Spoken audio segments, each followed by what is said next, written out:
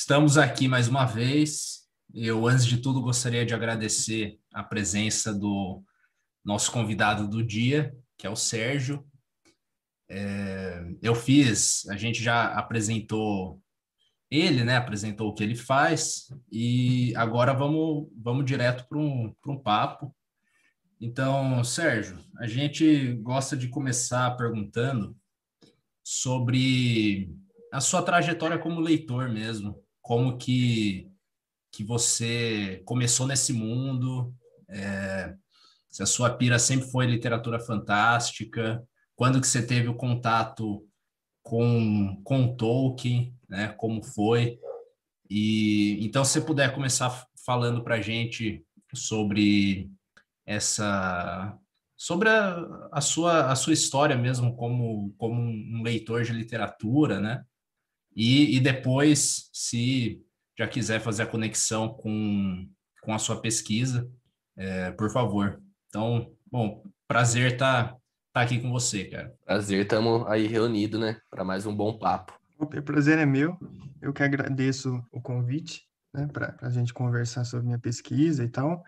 E então, eu, eu comecei a ler, acho que estava no ensino fundamental, mais ou menos, agora não vou recordar os detalhes certinhos, mas era ali naquela época do que o Retorno do Rei tinha sido lançado, tinha sido muito premiado, né?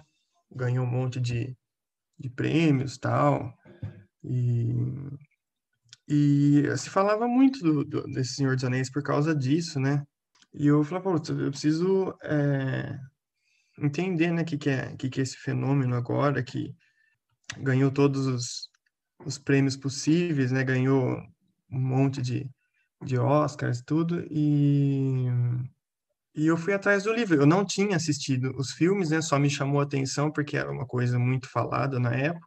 E aí eu comecei a ler os livros e gostei bastante, assim, gostei muito e comecei a me interessar muito, principalmente por literatura fantástica, por fantasia e tal. Eu levava, né, o que eu lia, O Senhor dos Anéis, eu levava para terapia que eu fazia na época e discutia com o meu psicólogo, que era de abordagem, era não, é ainda de abordagem junguiana. Então a gente falava sobre os arquétipos, sobre essa questão da jornada, né? O que representa essa jornada do Frodo, essas personagens que enfrentam uma série de adversidades e tal. E fui refletindo sobre isso tudo. Aí também foi a porta de entrada para a literatura. Desde então eu não parei mais de ler, seja ficção de fantasia ou qualquer modalidade literária, assim. Eu comecei a me interessar por tudo isso. Entrei no curso de psicologia, e como no curso de psicologia a gente não estuda Jung, Jung é uma coisa muito difícil de você encontrar alguém que estude, sabe? Porque, diferentemente de outras abordagens, já é um pouco assim com o Freud, na verdade, mas o Jung, ele vai exacerbar isso, né? Você lê um texto do Jung, você vai ter que parar para pesquisar sobre mitologia, sobre budismo, né? Porque ele era muito erudito, então ele trazia várias questões sobre religião, sobre filosofia. Então, são textos muito densos e então é difícil você encontrar alguém que pesquise Jung ou alguma universidade que ofereça um curso do Jung, né? Então, na faculdade, eu estudei mais a psicanálise freudiana e saí da faculdade e fui buscar uma pós-graduação na área do Jung e já queria estudar o Senhor dos Anéis, principalmente por causa dessa questão dos arquétipos, né? Casa muito bem essa abordagem junguiana com o texto do Tolkien, né? E aí eu encontrei aqui né, o Cido, meu orientador aqui na Unesp de Araraquara. Foi, assim, uma surpresa muito grande eu encontrar alguém que estuda Tolkien, estuda Jung aqui na minha cidade, né? E desde então tô pesquisando isso. Minha dissertação de mestrado foi a respeito do Tolkien, numa abordagem junguiana, e agora no doutorado também. Eu estou fazendo essa aproximação. Então, foi basicamente assim que surgiu o interesse. Cara, eu acho curioso, porque se eu fosse pensar no que se estuda em uma faculdade de psicologia, na minha cabeça vem Jung e Freud, assim, né, quem é de fora. Pior que a mesma coisa, são os dois nomes que mais chegam, né, em geral, na gente, que não faz parte da área. Então, tem filme, né? Tem o filme do Cronenberg lá. É, Você já viu esse? sim, o Método Sim. Você Perigoso, curte né? esse filme? Sim, eu gosto desse filme, sim. E é que, assim, são as abordagens que estão mais incrustadas, né, no imaginário, né, Acho que até na cultura pop, né? na, Assim, na cultura pop em geral, né? Então, a gente realmente, quando pensa, assim, a maior parte das pessoas que pensam em psicologia pensam principalmente no Freud e tudo, e algumas pessoas acabam fazendo essa associação entre o Freud e o Jung, porque o Jung era o discípulo, né? Era considerado o grande herdeiro da psicanálise, até que eles romperam, então tem essa questão da briga entre os dois, que é uma coisa famosa, tudo, mas cara, na faculdade de psicologia ah, basicamente, você aprende tudo e não aprende nada, sabe? sim. Então você vai estudar um pouco de psicanálise, você vai estudar um pouco de psicologia comportamental, um pouco de fenomenologia, um pouco de psicologia jurídica, um pouco de psicologia educacional, e você sai de lá sem saber realmente nada aprofundadamente a respeito de algum desses assuntos. Aí você especializaria, né? Sei lá, faz uma pós. Isso, aí você busca a sua especialização, né? A maioria não, a maioria já sai da faculdade, quer já trabalhar, mas não é o aconselhável, né? Você sai da faculdade, você pode já ir trampar numa clínica. Isso, mas assim, é algo complicado, né? Geralmente a pessoa não tem esse preparo. Sim, boto fé. Cara, tem uma pergunta que talvez nem precise entrar na gravação, mas é a curiosidade mesmo. Quando fala de terapia junguiana, tipo, você sabe dizer o que que tem, assim, o que que caracteriza, o que que é de diferente numa terapia junguiana? Tipo, igual você que, né, o seu psicólogo era junguiano, então, seu terapeuta. Então, a terapia junguiana, ela basicamente ela vai tentar, deixa eu articular esse esse pensamento que ela é uma abordagem um pouco complexa, mas você vai trabalhar justamente essa questão do autoconhecimento e vai tentar, de certa forma, estimular no paciente aquilo que o Jung chamou de processo de individuação, né? O processo de individuação é um processo de construir uma personalidade mais coerente, uma personalidade mais íntegra, a partir da compreensão do inconsciente, né? A partir daquilo que você ignora na própria subjetividade, falando a grosso modo, e também estudando a parte coletiva, né, o inconsciente coletivo, que é um conceito do Jung, e ele vai trabalhar muito com essa relação entre o pessoal e o coletivo, né? Você se construir como sujeito, né? Você se construir como um ser que muitas vezes precisa se desprender dessa psicologia coletiva, justamente para você não ser mais um tijolo na parede, né? Digamos assim. Então você vai estudar, ou vai, né, já que a gente está falando de terapia, você vai analisar, então, como você se porta na sua família, como você se porta nos seus relacionamentos, como você se porta ali num grupo de pessoas, né? Você vai começar a se entender a partir de tudo isso e construir, então, um ser, é um modo de ser e existir mais íntegro, mais coerente, né, mais singular. Então, é basicamente, assim, falando a grosso modo, o que a gente vai realizar numa terapia junguiana, através, então, da análise da vida, das relações, de como você se comporta, né? Das suas crenças, daquilo que você pensa. Então, basicamente isso. Não sei se eu consegui responder a sua pergunta. Sim, sim. E você, também curiosidade pessoal, você tem vontade de clinicar, cara, mais pro futuro? Sim, claro, acabando o meu doutorado, porque o doutorado realmente ele consome, né, todo o seu tempo, eu pretendo sim começar. E aí você chega a bala mesmo, né?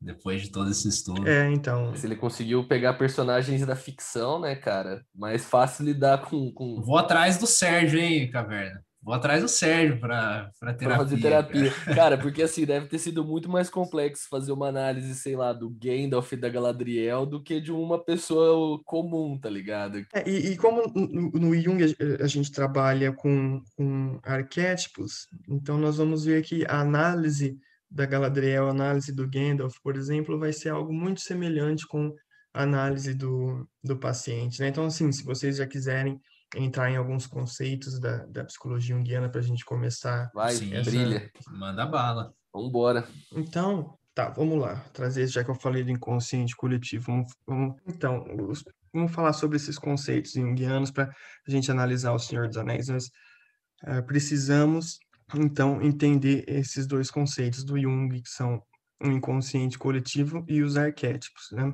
Então, vamos começar pelo conceito freudiano de inconsciente, que é basicamente aquela parte, falando a grosso modo, recalcada da psique, né? Então, o Freud ele vai trabalhar com esse modelo de aparelho psíquico no qual nós temos um id, que seria a nossa parte animal, né? A nossa parte mais relacionada aos instintos, um superego, que seria a nossa parte social, a internalização das normas sociais, né, que ele chama do grande herdeiro do complexo de Édipo, superego. Então, nós vamos assimilando as normas sociais e nós temos esse conflito entre essas duas instâncias que será, então, mediada pelo ego. Então, o ego vai mediar esse conflito entre o animal e o social, certo?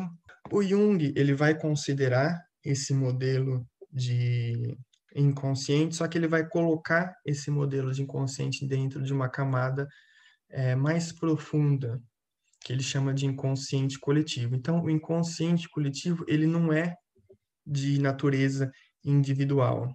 Ele possui certos conteúdos e certos modos de comportamento que são, né, com certas ressalvas, os mesmos em toda parte, em todos os indivíduos. Então, o ser humano, apesar das diferenças étnicas, apesar das diferenças culturais, que é lógico que existem, né, ninguém nega isso, ele tem um substrato psíquico comum. Por quê? Porque o cérebro, o aparato biológico é o mesmo em todos os locais, né? Então você tem inúmeros mitólogos, que nem o Joseph Campbell, por exemplo, o Levi-Strauss, que eles vão apontar para esses traços comuns que existem em diferentes mitologias, né? Então, porque diferentes mitologias, diferentes povos, eles vão sempre ter alguns motivos semelhantes, algumas coisas que se repetem, né?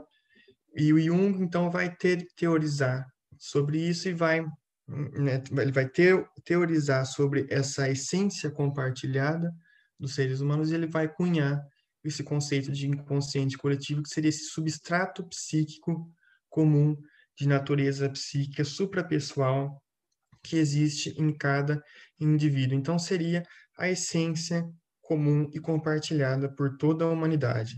Seria uma definição, eu imagino, satisfatória do inconsciente coletivo.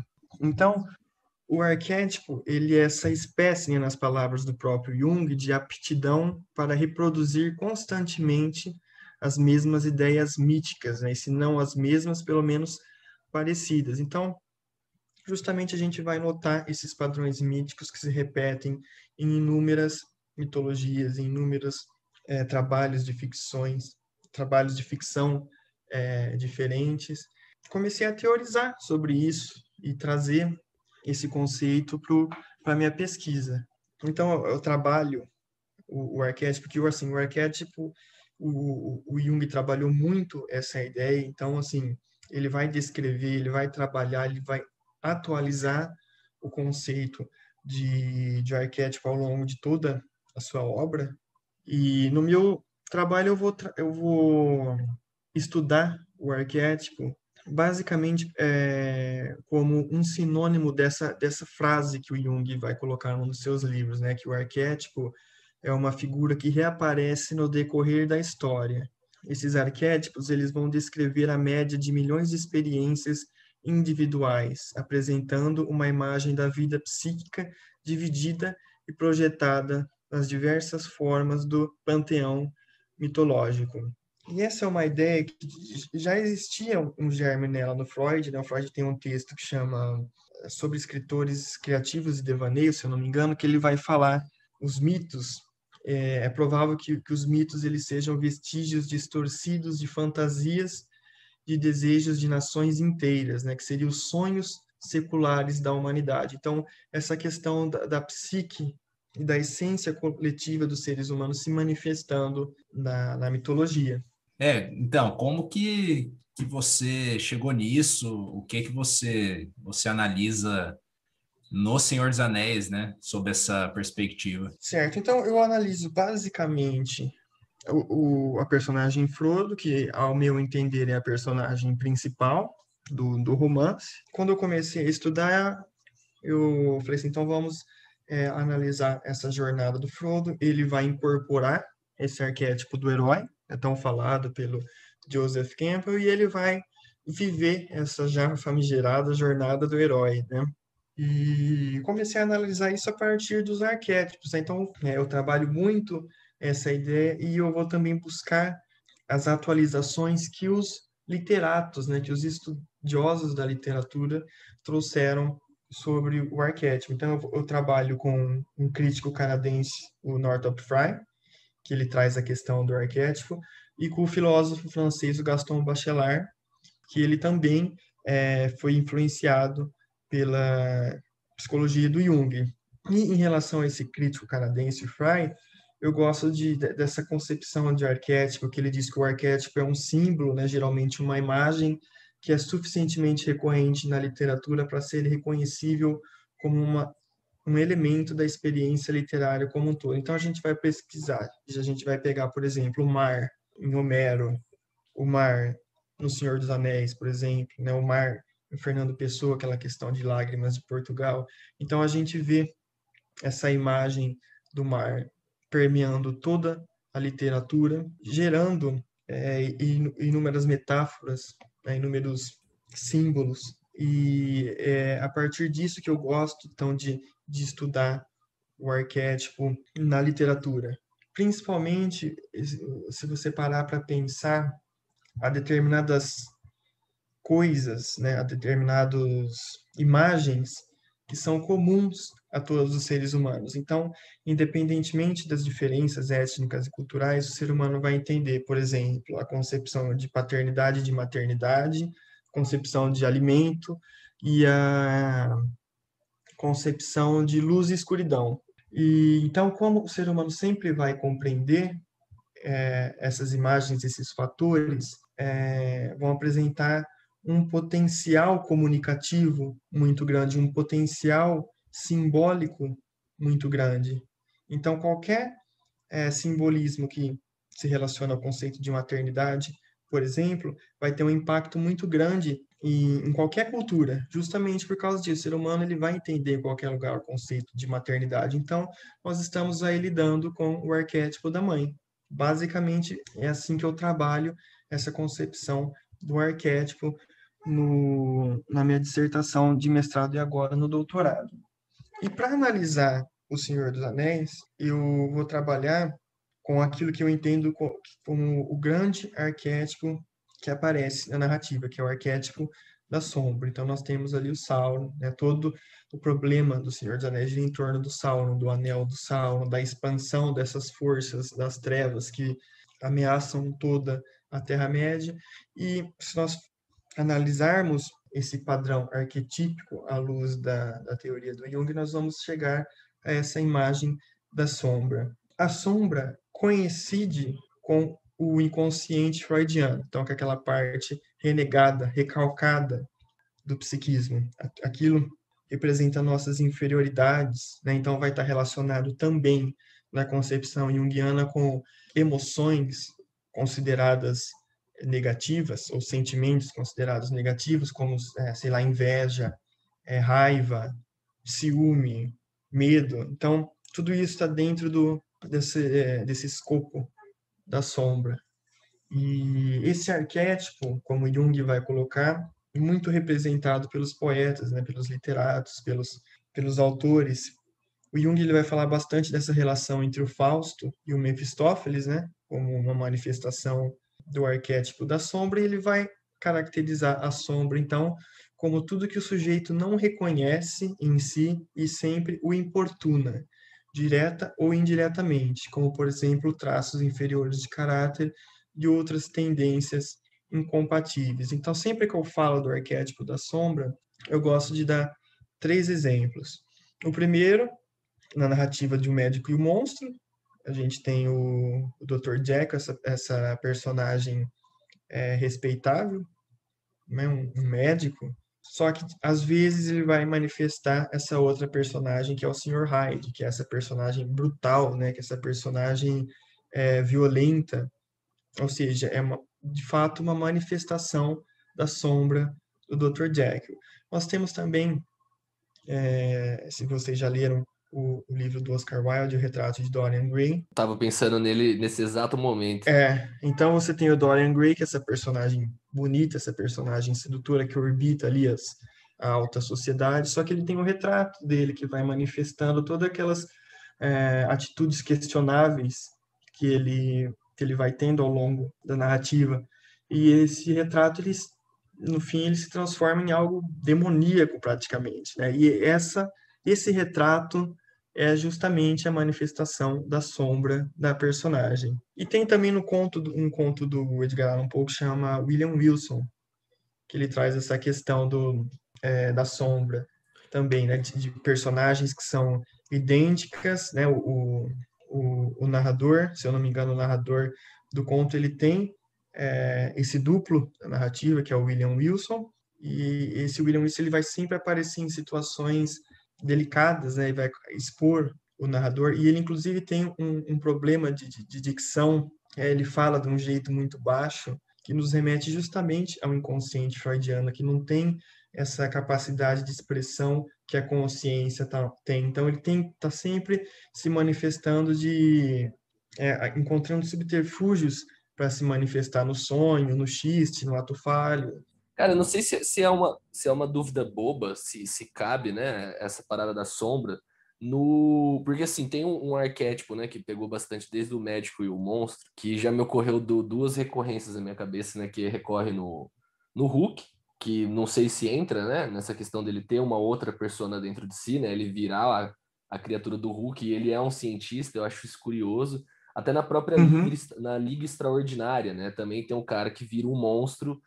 E tem um lado humano, a Liga Extraordinária tem um cara que é equivalente ao Dorian Gray lá também, né? É muito legal de ver. Na Liga Extraordinária tem, inclusive, o Dr. Jack e o Sr. Hyde, né? Isso, exatamente. Tipo, num esquema meio parecido com o Hulk, na verdade, isso, né? Não, ele é uma manifestação igualzinho o Hulk naquele universo steampunk, né, cara? Depois surge também o arquétipo do cara invisível, né? Que tem na Liga Extraordinária, tem o conto do H.G. Wells, que é outro personagem que repetidamente aparece. E aí o que eu acho louco, né?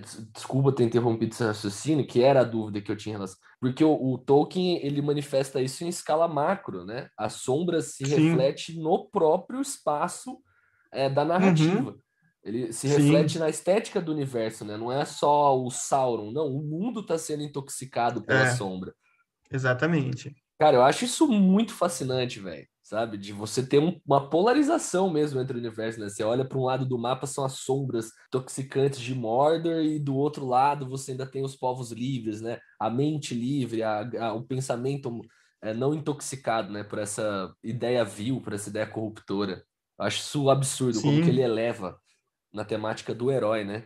Desculpa ter te E o que é interrompido, Sérgio. interessante, não, é isso mesmo. Quando você fala dessa questão do mundo contaminado pela sombra, a gente já vai mais para um lado daquilo que é chamado de sombra coletiva, né? Não é a sombra de uma pessoa, é a sombra de toda uma sociedade, digamos assim. Então, como que a gente vai ver esse arquétipo da sombra sendo atualizado?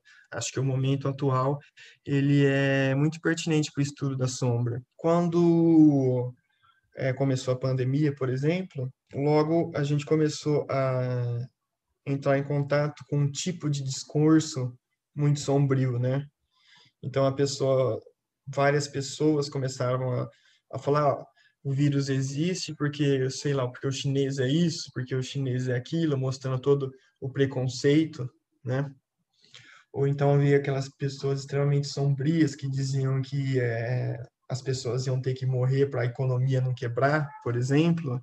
A gente vê justamente a sombra se manifestando de um modo coletivo, porque esse discurso foi reproduzido por muita gente. Então nós vemos o quê?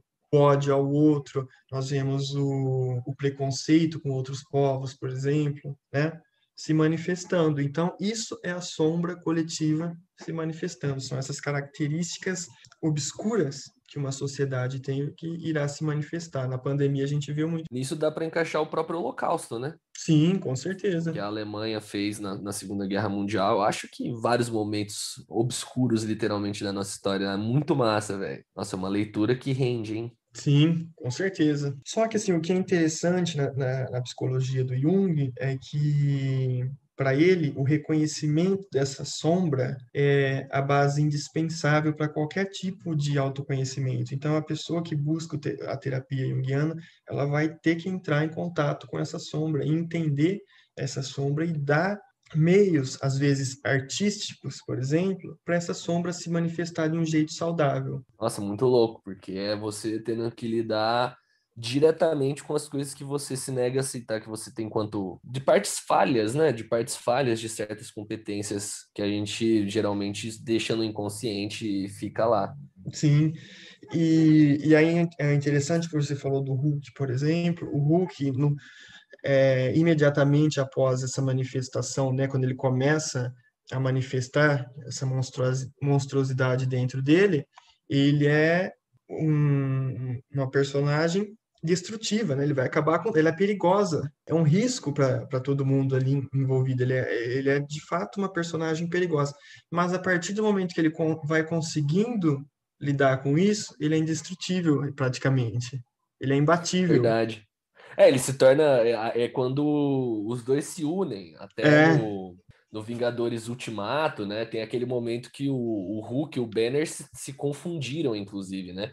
Que ele tá na forma de Hulk, mas ele tá usando óculinho, ele tá dialogando, ele perdeu a brutalidade. No sim, momento que você deu a sacada, eu falei, nossa, e o Hulk tem o próprio arco de superação da é. sombra, E é né? assim, Cara, é fascinante. quando a pessoa não reconhece a própria sombra, ela é esse Hulk perigoso, instável.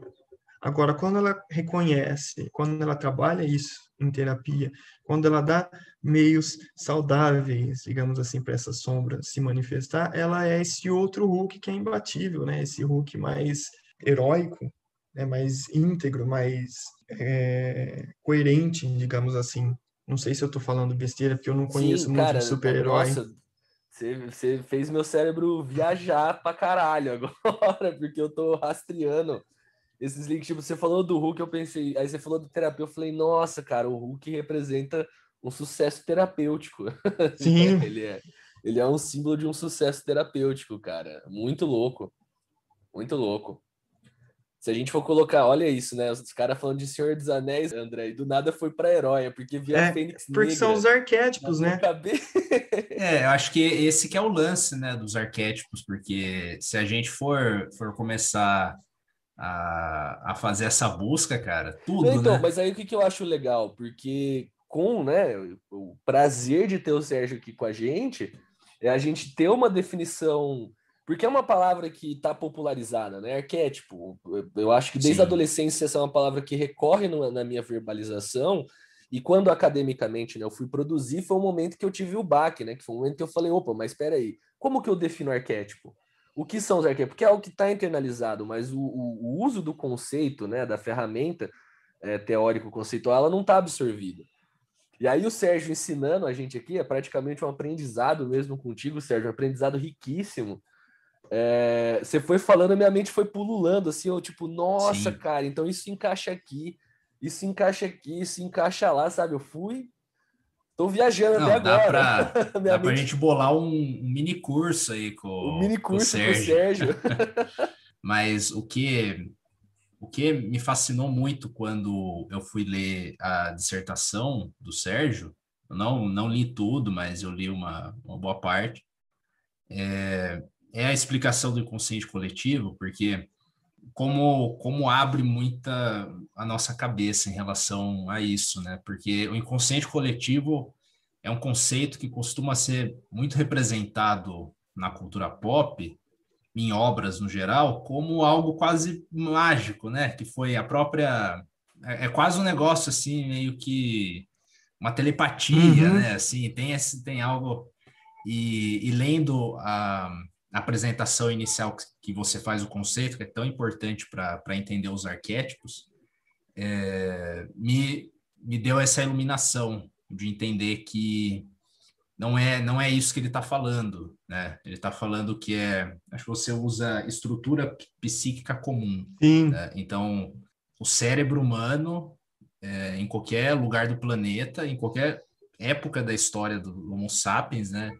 Ele não sofreu diferenças drásticas. Então, tem umas representações que a gente sempre vai fazer, né? E o que eu acho massa, então, e porque a gente encontra isso em tudo quanto é lugar, é que mesmo se a pessoa não tem esse conhecimento na hora de criar algo, né, de sentar, vou criar uma história, mesmo se a pessoa não tem tudo isso na cabeça dela, ela vai acabar criando isso, né? sim. Porque isso já isso tá dentro, isso, né, é uma representação A do priori, cérebro, né, da pessoa.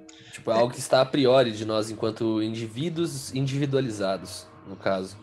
Isso é basicamente, realmente há essa concepção, às vezes equivocada, de que o inconsciente coletivo é alguma coisa mais mística, né? Quando, na verdade, ele é simplesmente a essência compartilhada dos seres humanos, né? Ou seja, o cérebro humano é o mesmo em todo local, o aparato biológico é o mesmo aqui no Brasil ou lá no Japão, por exemplo. E isso, então, vai fazer com que o ser humano se comporte de modos semelhantes, né? Em lugares diferentes, em culturas diferentes. E hoje, os psicólogos evolucionistas estudam muito isso, né? Pessoal mais ligada à ciência atual, eles também estão observando esse tipo como eu posso falar, dessa questão compartilhada pelos seres humanos, uma questão que está calcada na biologia do ser humano, né, na estrutura cerebral que é a mesma. Então, ainda se estuda, né, no que é mais moderno da ciência hoje, na psicologia evolucionista e tal, ainda se estuda essa questão que o Jung colocava na época dele. E sabe o que eu fiquei pensando também, Sérgio e João? Que isso traz até umas possibilidades interessantes se a gente pensar em ficção científica, cara. Exploração mesmo das representações da forma de ver o mundo de personagens alienígenas, tá ligado? Porque se você. O que a gente costuma ver em grande parte da ficção científica são os personagens que não são humanos, mas eles pensam como humano. Sim, Até, né, aí tem alguns outros que eu acho que as histórias que fogem disso elas são muito lembradas por isso, Com né? certeza.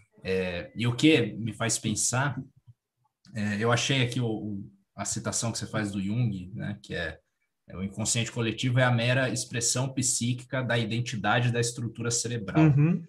Então, se você tem um ser alienígena, ele obviamente não vai ter o mesmo cérebro que o nosso, né?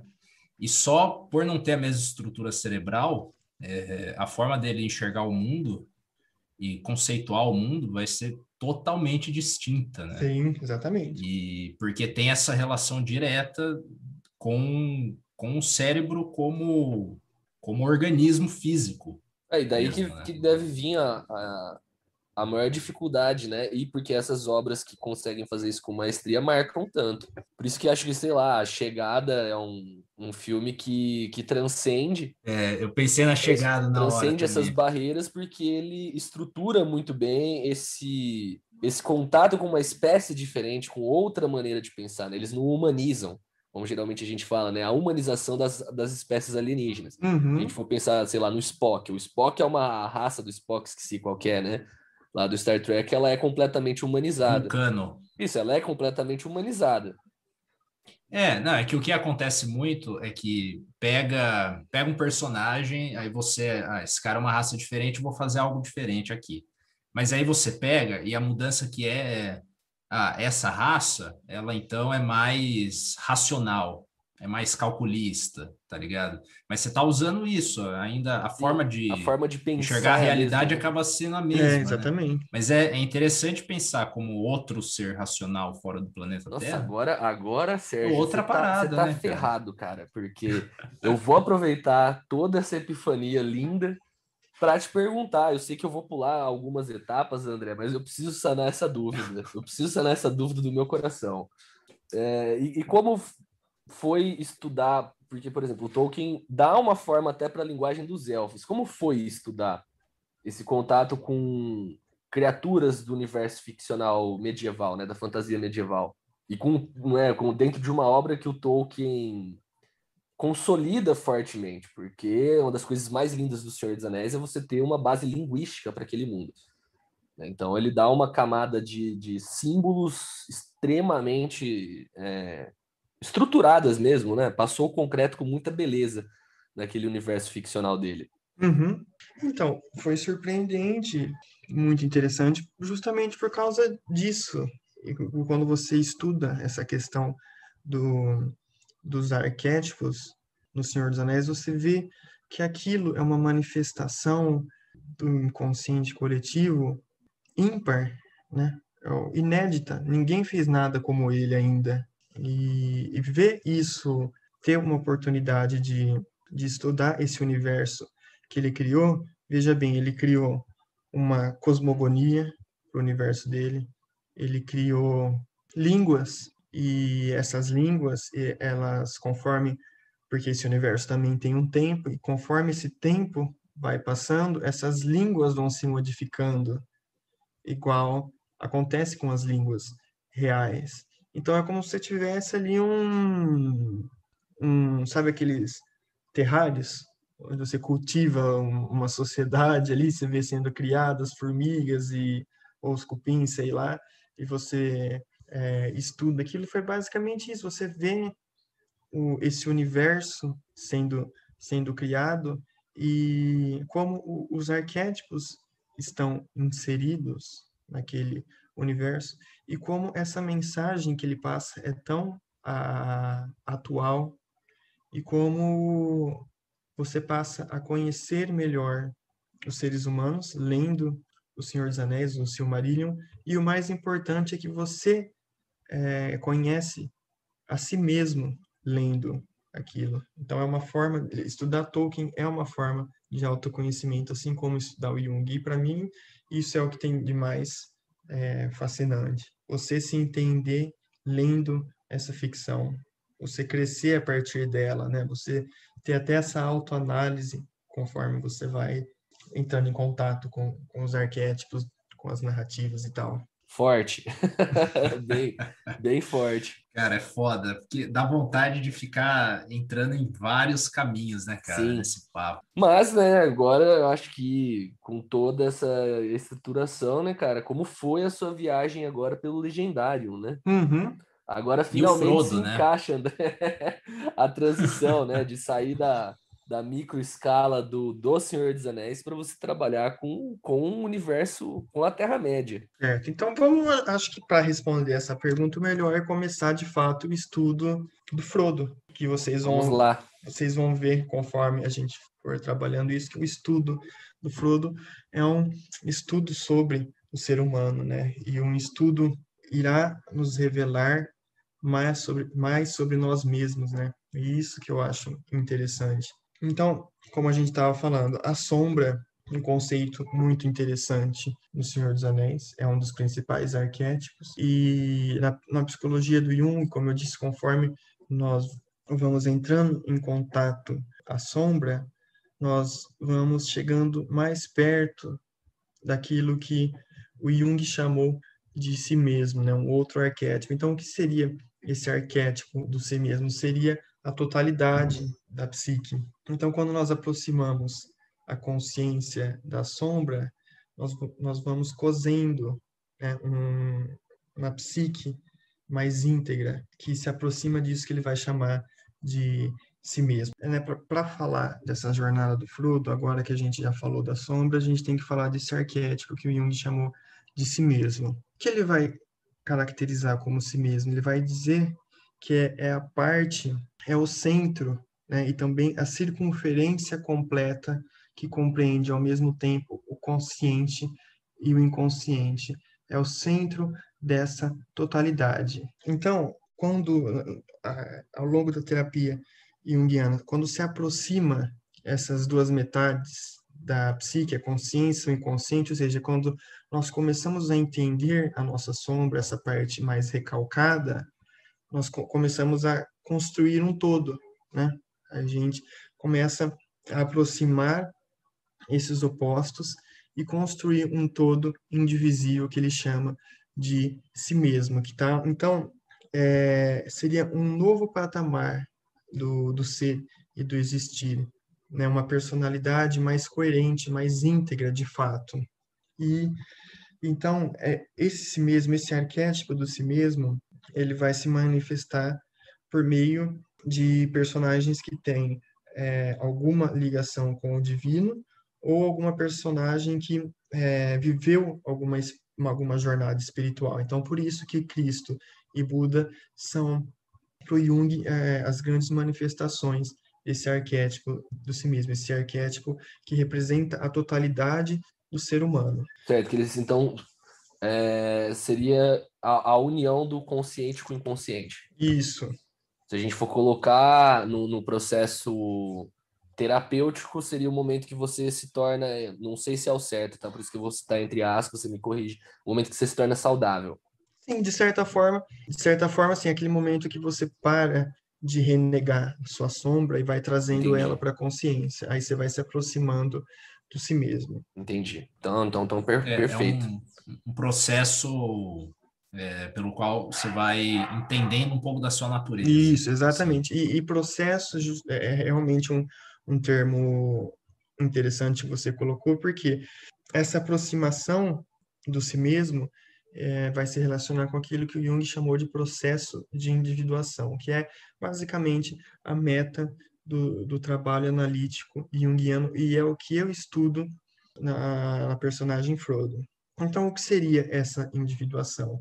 A individuação é um processo que gera, nas palavras de Jung, né, um indivíduo psicológico, ou seja, uma unidade indivisível, um todo. É um ato de reflexão sobre si mesmo que vai concentrar tudo aquilo que estava disperso, tudo aquilo que você não entendia em relação a si mesmo, e vai colocar aquilo numa relação de reciprocidade, de um confronto consigo mesmo visando a conscientização. Então você vai começar a se entender, você vai começar a experienciar um processo de autoconhecimento que vai expandir a sua consciência por meio de tudo aquilo que é desconhecido na sua própria subjetividade, né? Então você vai prestar atenção nos sentimentos que você renega, nas emoções que você renega, e a partir disso você vai se entendendo e você vai se aproximando dessa totalidade, né? Dessa unidade indivisível. Para o Northrop Frye, que é esse crítico que eu estudo, a individuação é basicamente representada pela jornada do herói, né? Esse mito que foi tão estudado pelo Joseph Campbell e que é tão comum, né, nas mitologias, esse herói que empreende uma jornada, vai passando por várias provações e no fundo no fim ele acaba vivendo uma evolução, conseguindo crescer a partir desses obstáculos que ele vai vencendo. Então, é sobre esse prisma que eu estudo a personagem Frodo no Senhor dos Anéis. Então, vamos retomar a questão da sombra, porque Frodo é basicamente a personagem que ele vai ter que lidar com essa sombra do Sauron. Toda a jornada dele pela Terra-média diz respeito ao um anel que é a essência do Sauron, certo? Então, ele vai ter que lidar com a sombra. Porém, o Sauron, ele é um pouco mais, né, que a sombra individual. Ele representa a sombra de toda a Terra-média. Então, do mesmo modo que a sombra individual, ele representa os aspectos, né, a sombra individual, ela representa os aspectos desagradáveis da personalidade que elas estão encarceradas ali no inconsciente individual, a sombra coletiva, ela contém as características negativas no inconsciente coletivo da Terra-média. E isso você vê o próprio texto dando pistas em relação a essa relação com a sombra. Em uma das cartas que o Tolkien escreve, que está compilada ali naquele livro As Cartas de Tolkien, ele descreve a situação ali da Terra-média e ele diz: a sombra cresce no leste da Terra-média, disseminando cada vez mais sua influência sobre os homens. E é interessante que ele escreve essa palavra sombra com letra maiúscula, né, com inicial e maiúscula. Então ele já sugere que o Sauron representa essa sombra absoluta, né? Um todo sombrio que vai englobar todas as outras sombras, e por isso que é grafada com inicial e maiúscula. Então, na narrativa do Senhor dos Anéis, por exemplo, ele vai caracterizar os espectros do anel, desculpa, como escravos de Sauron, sombras sob sua grande sombra, e essa última sombra grafada em inicial maiúscula. Então, é como se essa sombra escrita em maiúscula, ela represente a obscuridade coletiva de toda a Terra-média. Lembrando que o Sauron, ele influenciou todos os povos ali, né? Os anões, os homens, os elfos. Então, até os Istari, né? O Saruman, que sucumbiu perante ao anel. Então, você vê como que o Sauron, ele vai envolver todos os povos. Então, ele representa, de fato, essa sombra coletiva. E, num determinado momento, o Frodo se vê ali em posse de um anel. O anel chegou até o condado e ele tem que lidar com isso. Ou seja, ele é a personagem que foi escolhida para lidar com a sombra coletiva.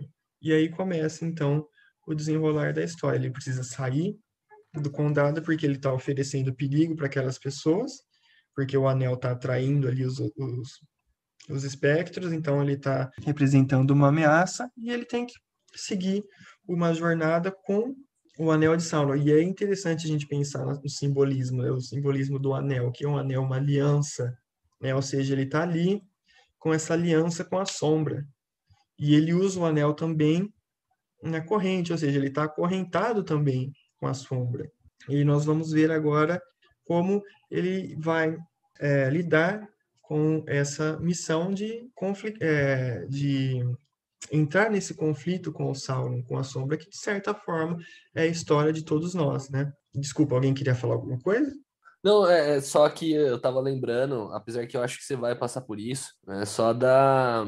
Que eu sempre tô curioso para ver sua análise sobre o Gollum, né? Só dando uma adiantada, que deve ser interessante dar uma olhada, né, nele também. Sim, Com isso já toda... a gente vai chegar no Gollum, que o Gollum é uma das personagens mais complexas do romance, né? Ela quebrou minha teoria, inclusive, viu, do projeto de pesquisa. Ah, é? Sério, eu tô tendo que dar uma revisada em todo o meu aporte teórico por conta do Gollum, que o momento que eu me defrontei com ele, meu cérebro travou, cara. Falei, Então, nossa, difícil de lidar, né? Figurinha complicada. Então, ele é complicado. A gente vai chegar Nele aí nós podemos então discutir melhor. Mas o que chama a atenção é que logo no início, então, que o Frodo sai do condado, ele tem que ali entrar na Floresta Velha, né? Aquela floresta densa, opressiva praticamente, né? O que o Jung vai falar da floresta? No livro dele, ele diz que a floresta escura e impenetrável como a profundeza da água e do mar é o continente do desconhecido e do mistério. É uma metáfora apropriada para o inconsciente. Então, nós temos essa personagem que está adentrando o inconsciente, adentrando a sombra. E isso vai se manifestar em todo momento. Nós vamos ter esse aparecimento do arquétipo da sombra. E, por exemplo, né, já que nós estamos falando da passagem pela Floresta Velha, o Bachelard, que é aquele outro filósofo que eu estudo, ele vai fazer a seguinte afirmação a respeito da vegetação, né? Uma das funções do vegetal é produzir sombra. Em cada hora de sua vida, a floresta deve ajudar a noite a enegrecer o mundo. Todo dia, a árvore produz e abandona uma sombra, do mesmo modo que todo ano ela produz e abandona uma folhagem. Então, tá vendo como os arquétipos eles vão aparecendo, né? Como a sombra vai permeando e vai gerando simbolismos, tanto na obra do Bachelard, no Tolkien, na psicologia do Jung, nós sempre vamos analisar essa questão do arquétipo e como ele vai se reproduzindo, né, na filosofia, na literatura, na religião e etc. E ainda na Floresta Velha, ele vai chegar naquele momento que ele vai encontrar o salgueiro, né? O velho salgueiro homem, que é um dos pontos derradeiros desse capítulo, que ele é uma árvore que tem ali algo de humano nela, né? Que ela até é chamada de velho salgueiro homem.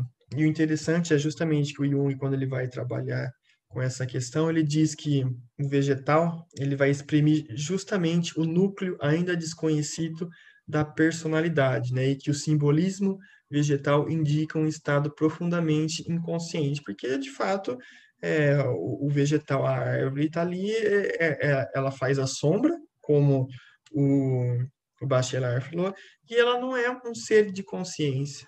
Então, ela representa a inconsciência. Então, nós temos aí, já nesse episódio da Floresta Velha, logo que ele sai do condado, um prelúdio de tudo aquilo que vai acontecer com ele ao longo da narrativa do Senhor dos Anéis. E eu gosto também de trazer os sonhos que ele teve a partir do momento que ele entrou na floresta, né, mais tarde ali na casa do Tom Bombadil, ele vai tendo... É um dos momentos que ele tem, né, essa parada onírica, é um dos poucos momentos que eu me lembro de exatamente. viagens oníricas dele, tirando acho que o Pippin depois, né, quando é atraído pela Palantir, mas acho que é um dos poucos momentos que tem essa viagem mais onírica mesmo, né? E essas viagens oníricas, elas são importantes justamente para entender a situação do Frodo, né? E essa jornada de individuação do Frodo, essa jornada na qual ele tem que lidar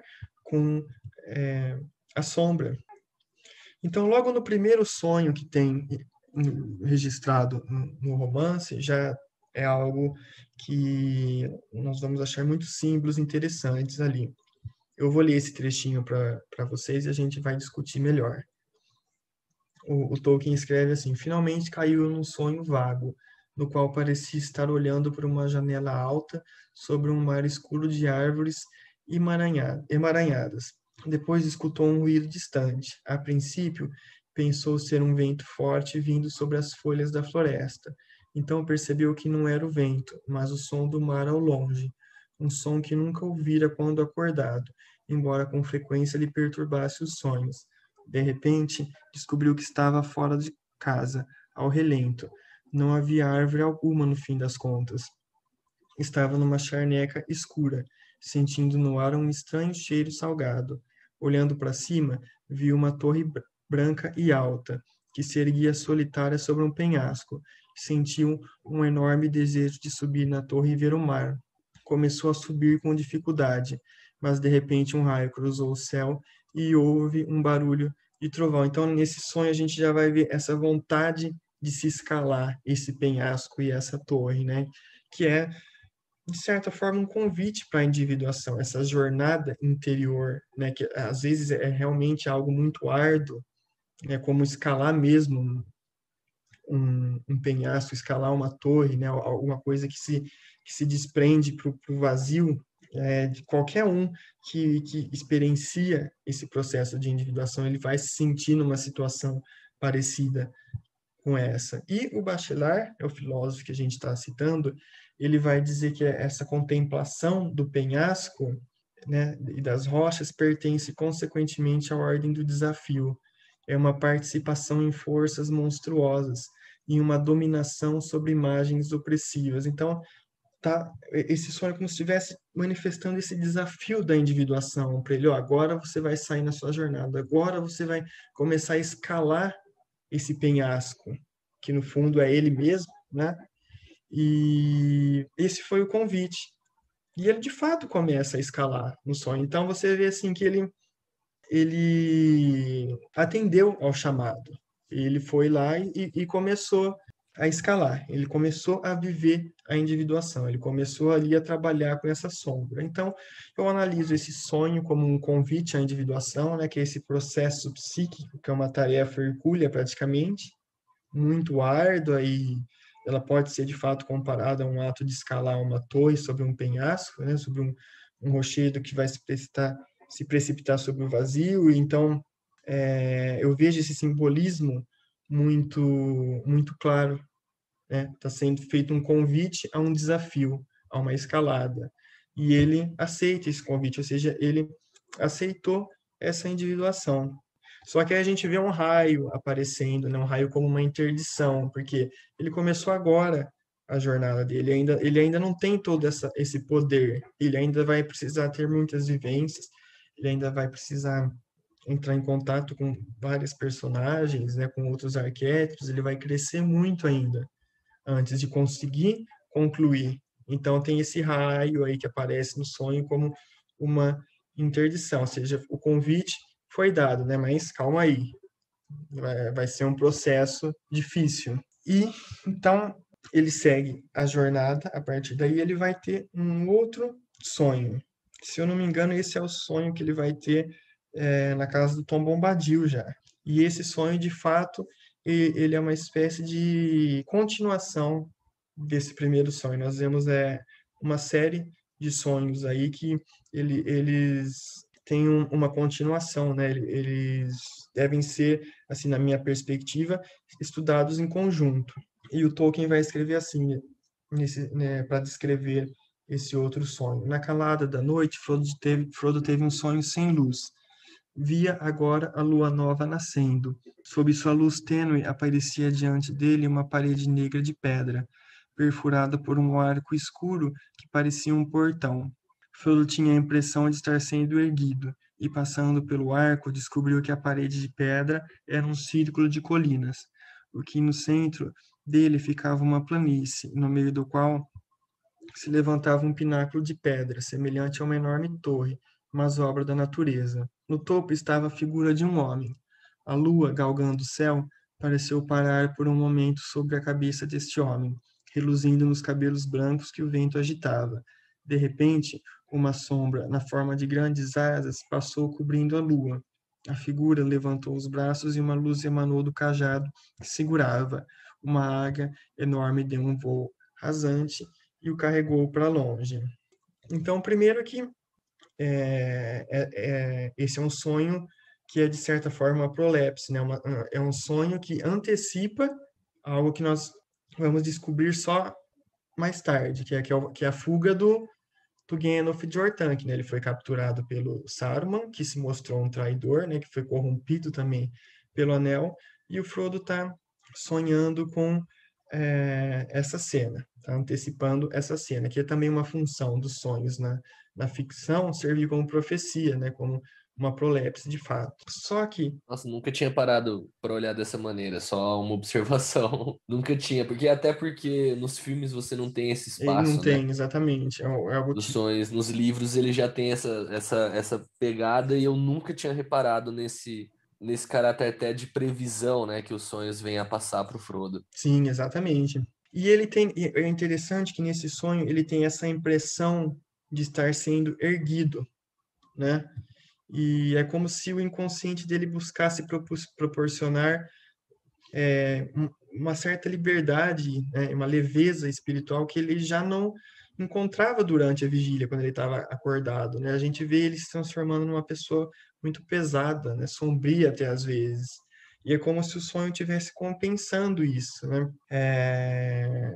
Era como se esse onirismo aéreo do sonho, né? Uso um termo do Bachelard, tivesse tentando compensar a dureza desse fardo que o destino impôs ao pequeno hobbit, né, que é lidar com o Anel do Sauron, que é assim, a tarefa mais árdua possível daquela história. E o sonho é como se estivesse compensando, né, envolvendo ele com a leveza do ar. Então, se no outro sonho ele estava escalando a torre, agora ele foi erguido. E a gente vê aí também o processo de individuação, porque assim como a individuação ela representa a aproximação da consciência e do inconsciente, nós vemos nesse sonho a união, né, desses dois elementos fundamentais que formam o tecido onírico. Então, as colinas e o pináculo de terra que representam a terra, eles vão se misturar com esse voo que levanta o Frodo, que leva o Frodo até o céu, né? Então é como se ele tivesse se colocando no centro, agora eu vou citar o Bachelard, onde são trocados os valores imaginários entre nuvens e rochedos, entre o mundo aéreo e o mundo terreno, ou seja, os opostos se aproximando aqui no sonho. Então, uma manifestação clara da individuação junguiana, porque a individuação representa a união dos opostos, a união da consciência com o inconsciente. E ele vai ver o Gandalf também nesse sonho, né? E o que é o Gandalf, se nós formos parar para analisar o simbolismo? O Gandalf, ele é um Maiar, né? Ou seja, ele é essa personagem que está muito perto ali dos Valar, dos deuses do universo tolkieniano, né? Então, ele tem também essa questão de ser um ser sagrado, um ser próximo da divindade. Ou seja, nós vamos relacionar o Gandalf aparecendo aqui com o si mesmo, né? Que eu disse que o si mesmo, essa representação da totalidade, ela é representada por imagens divinas na literatura. Então, nós vemos nesse sonho, analisando a partir dos arquétipos, que é um movimento rumo à individuação nele. Porque no primeiro ele estava escalando, no segundo ele já foi levantado pelo sonho, né, em direção ao céu. Então é como se ele já ansiasse pela completude do si mesmo, que vai se manifestar por meio do Gandalf, que é uma personagem que representa ali o velho sábio, né, que representa também a relação com o divino, afinal de contas, né, na cosmogonia do universo tolkieniano, ele é um Maiar, ele é um ser que está ali próximo dos deuses, né, na cosmogonia, que ajudou até a moldar o universo. Então, nós vemos essa continuação entre os sonhos. Um sonho de escalada, um sonho de voo e um sonho que aparece o Gandalf voando na águia. Então, como se ele estivesse ascendendo ali, como se ele estivesse evoluindo ao longo desses sonhos. Então, eu trabalhei eles como uma manifestação do processo de individuação, de fato. Quem nunca teve um sonho que parecia um filme que você assistiu, um mito que você leu, né, uma narrativa mítica que você leu, ou um livro, né, que tem algum arquétipo envolvido aí, ou mesmo a questão da jornada. Então, nos sonhos também, segundo Jung, esses arquétipos eles vão aparecer. Então, dentro de uma abordagem junguiana, é até natural que o crítico literário vá analisar esses sonhos que o Frodo teve. É um movimento Eu natural. tô até viajando aqui, André, se colocar a perspectiva junguiana, né? Para analisar os filmes do David Lynch, você tem pano para um resto da vida. Não, temos que trazer. Sim, com Cara, que, certeza. nossa, deve ser uma viagem trabalhar com essa perspectiva. E você vê bem, por exemplo, se você pegar o Twin Peaks, o que vem na tua. O que vem na tua cabeça ali quando eles estão naquele salão com a cortina vermelha? Aquele piso quadriculado, branco e preto, né? Ou seja, nós estamos trabalhando a questão dos opostos ali Na própria estética da cena, né? na própria estética do lugar. E no David Lynch, principalmente em Twin Peaks, a gente vai trabalhar bastante com isso, né? Você vai ter aquela manifestação da sombra ali, né?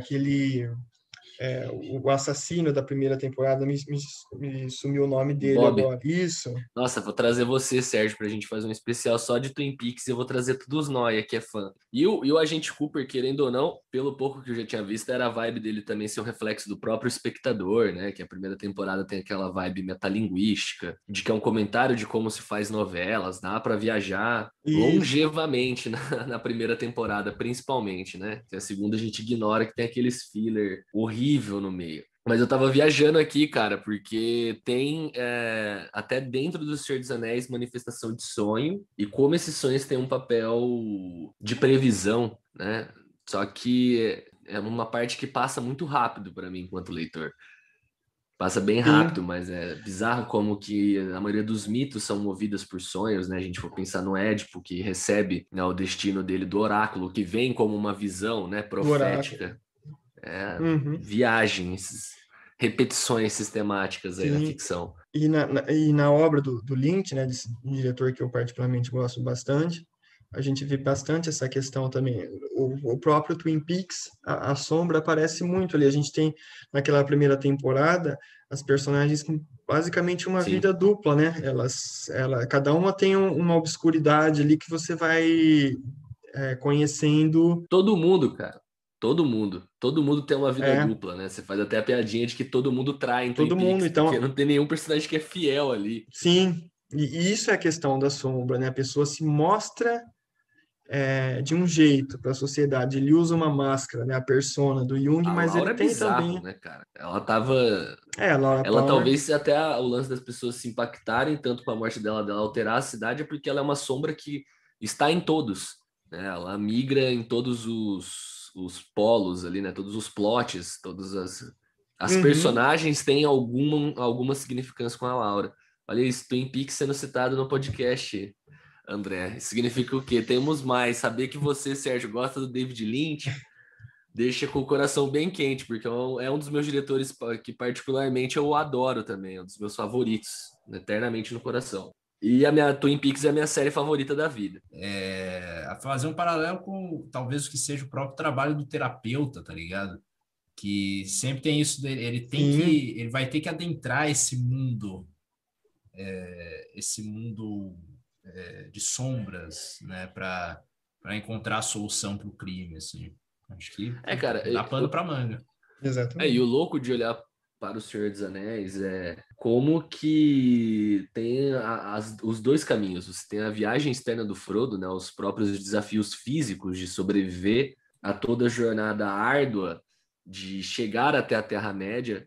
Eu acho interessante como que ele tem os auxílios, e um dos auxílios principais, né, é ser o Gollum, não é nenhum grande herói, não é o Gandalf, não é o Aragorn, que tem o seu papel importante na jornada do Frodo, mas no momento de maior perdição, né, que é depois lá da luta Nossa Senhora, Alfã, fanático tentando lembrar o nome do lugar, esqueci onde o Boromir morre. Mas enfim, né, você tem aquela luta lá do Boromir, na qual a Sociedade do Anel se fragmenta, e num dos momentos que o Frodo, né, mais fica perdido, que é na Zem-Muil, né, os morros lá, aquela região montanhosa, ponte aguda, que ele se perde naquele labirinto de rochas, que é um dos momentos que ele mais tem um confronto pessoal, né? Ele e o Sam passam por grandes confrontos internos, por estarem perdidos, estarem exaustos e tendo que confrontar a própria solidão de tentar achar um rumo para a Terra-média longe de todos que ali antes, né, davam auxílio. É muito louco, cara, porque Exatamente. o Frodo sempre passa por esses momentos ímpares da individualidade dele enquanto protagonista, o que encarcera o papel de protagonista até para ele, né? Nossa, que foda, velho. E eu acho interessante também, logo depois quando eles estão ali na casa do Tom Bombadil e depois eles saem, ele tem aquele episódio que eu acho muito importante, que ele é encarcerado no túmulo pelas criaturas tumulares. Sim, cena que eu queria que tivesse demais no filme, inclusive. E tem até esse trecho que eu acho muito importante que o Tolkien escreve, né? Então ele é levado ali para o seio do túmulo, e quando ele acorda, ele vê aquelas criaturas tumulares, né? O Tolkien escreve assim: quando voltou a si, por um momento não podia lembrar de nada, a não ser de uma sensação de terror. Então, de repente, percebeu que estava aprisionado, irremediavelmente preso, estava num túmulo.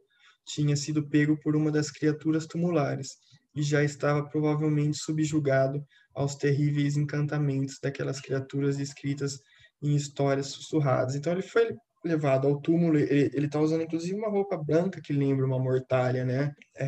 Dá para a gente aproximar isso com um movimento arquetípico também que é muito comum no mito, que é a catabasis, né? A descida ao mundo dos mortos. Nós temos aí na história de Orfeu, O próprio o Dante, próprio cara. O do Ulisses Dante, né? também, Que ele né? O desce Odisseu. ao inferno. Ulisses, Isso, no Enéas, verdade. né? Muitos passam. Se a gente for olhar pela... O Aragorn que ele entra na senda Verdade, dos o Aragorn mortos. também passa pela Senda dos Mortos. O Orfeu, como eu disse, que quando ele vai à procura de Eurídice. Então, assim, é algo comum. Nossa, que E é louco. interessante que, geralmente, quando há essa descida ao inferno, como o Dante fez, a descida ao mundo dos mortos, geralmente a personagem ela volta dali com alguma coisa a mais, né? Ela volta com alguma coisa que vai ajudá-la ali na sua vida posterior, né? Quando ela volta ao mundo dos vivos. E a gente vê que é o que acontece de fato no Senhor dos Anéis. Porque o Tolkien escreve, né, enquanto estava ali deitado, pensando e tentando se controlar, percebeu de repente que a escuridão cedia aos poucos. Uma luz pálida, esverdeada, crescia à sua volta. Num primeiro momento, não pôde ver o que tipo de lugar estava, pois a luz parecia emanar dele próprio e do chão ao redor, e ainda não tinha atingido o teto ou a parede. Então, essa catabase, essa descida ao mundo dos mortos, primeiro que ela representa o encontro de dois mundos que eram considerados incompatíveis, né? O mundo dos vivos, o mundo dos mortos, ou o mundo da luz, o mundo da escuridão. E esses dois mundos, eles futuramente irão se fundir para gerar uma totalidade na narrativa, como nós veremos na conclusão dessa análise, que já é uma coisa que remete à individuação. Mas o que é interessante nessa cena é que ele descobre uma luz dentro dele, uma luz que emana dentro dele, como coloca aí o trecho que a gente leu. Então, primeiro, ele já havia descoberto que ele herdara, né, entre aspas, do Bilbo, esse anel do Sauron, que representa o Senhor do Escuro, né, a escuridão. Mas essa iluminação que ele vive na Câmara Obscura mostra que tem também uma luz dentro dele, né, uma luz que é intrínseca à sua alma, que começa a ser emanada do próprio ser do Frodo, que, como ele vê nesse trecho, a luz está vindo dele mesmo. Então, essa descida, ela fez com que o Frodo entrasse em contato com uma luz interior que é capaz de lidar com as trevas, essas trevas que estão relacionadas ao Anel, ao Sauron. Então, de certa forma, ele encontrou forças dentro de si mesmo, né? E isso é algo muito significativo. Nessa cena, via que ele encontrou uma luz, que ele encontrou força dentro dele mesmo, e que então ele tem uma chance de ser bem sucedido nessa jornada. E inclusive a Galadriel depois ela vai dar o frasco, né, a luz de Elendil, como uma representação dessa luz e uma amplificação dessa luz, né? Para num momento de maior escuridão, né, de maior desafio Isso, dele, ele ter algo que ilumine, algo que o ajude. E é uma manifestação mais forte do perigo exterior, né, cara? exatamente. Eu acho legal como que, se a gente me corrija se eu estiver falando errado, mas a gente pode olhar muito bem Mordor como uma manifestação do inferno na Terra, né? Lá é o lugar Uhum, mais... E todas essas jornadas que o Aragorn, que o Dante, que o Ulisses, corrijam-me, tá? Se eu estiver sendo errado, eles sempre têm um suporte, eles nunca estão completamente sozinhos em sua viagem, né? O Dante está uhum. acompanhado por Virgílio, é Virgílio, né? Isso, Virgílio. Isso, Dante está acompanhado por Virgílio, sempre tem um acompanhante. Eu acho sensacional como que o Frodo tem o seu companheiro fiel, né? Como que o Sam também representa esse companheiro digno que quase o abandona no momento ímpar, né, da narrativa, mas retorna e ainda passa pelo pavor dele do Frodo ter morrido, né? Dele ter que carregar o fardo. Exatamente. E aí eu acho um dos momentos mais bonitos da narrativa dos dois, desse arco dos dois personagens, fora todos os vários momentos, né? A hora que o Sam carrega o anel. E o Sam fica ali por poucos minutos, né? Por poucas parcelas de horas ali com o anel no peito, e aqueles poucos momentos ele lidar com todo aquele peso que o Frodo vem carregando desde o condado.